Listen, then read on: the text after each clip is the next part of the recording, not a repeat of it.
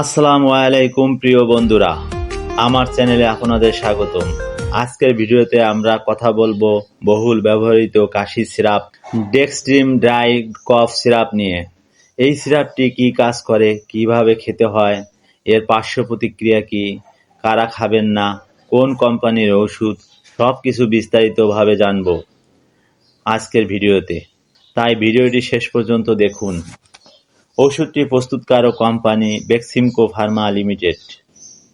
বাংলাদেশে একটি সুনামধন্য কোম্পানি, যে কোনো ফার্মেসিতে খোঁজ নিলে পাবেন। ডেক্সট্রিম ওষুধটি কি? ডেক্সট্রিম ড্রাই কফ সাধারণত শুষ্ক কাশি বা ড্রাই কফ এর জন্য ব্যবহার হয়। শুষ্ক কাশি মানে এমন কাশি যেখানে কফ বা স্লোমা বের হয় না, কিন্তু গলা চুলকায়, জ্বালাপোড়া করে এবং বারবার কাশি আসে। এই ওষুধের উপাদান ডেক্সট্রোমিথোরফান হাইড্রোব্রোমাইড, যা কাশির রিফ্লেক্স কমায়। অ্যান্টিহিস্টামিন, যা অ্যালার্জি কমায়।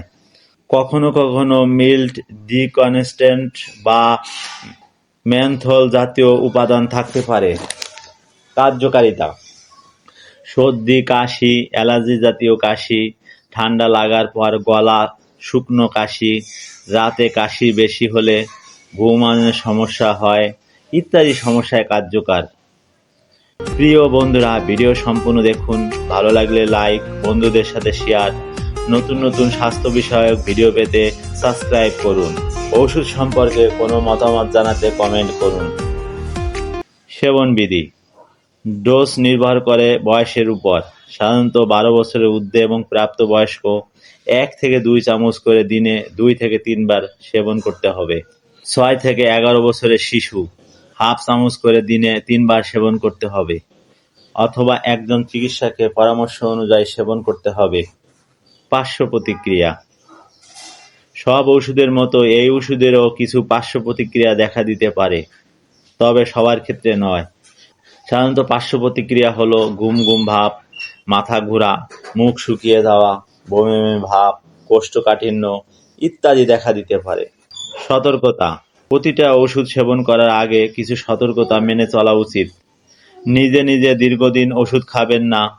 মেয়াদ উত্তীর্ণ ওষুধ ব্যবহার করবেন না।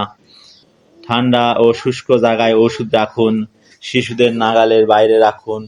এই ওষুধ সেবন করে গাড়ি চালানো ও ভারী যন্ত্রপাতি চালানো থেকে বিরত থাকুন। গর্ভাবস্থায় ও স্তন্যদানকালে অবশ্যই একজন চিকিৎসকের পরামর্শ নেবেন। এই ছিল এই ওষুধের বিস্তারিত আলোচনা। সুস্থ থাকুন, ভালো থাকুন। ধন্যবাদ সবাইকে। মাতা-পিতা, আত্মীয়-স্বজন, অনাথ ও দরিদ্রদের প্রতি সৎ ব্যবহার করবে এবং মানুষের সাথে সৎ আলাপ করবে, সালাত কায়েম করবে এবং যাকাত দিবে। সূরা আল বাকারা আয়াত 83।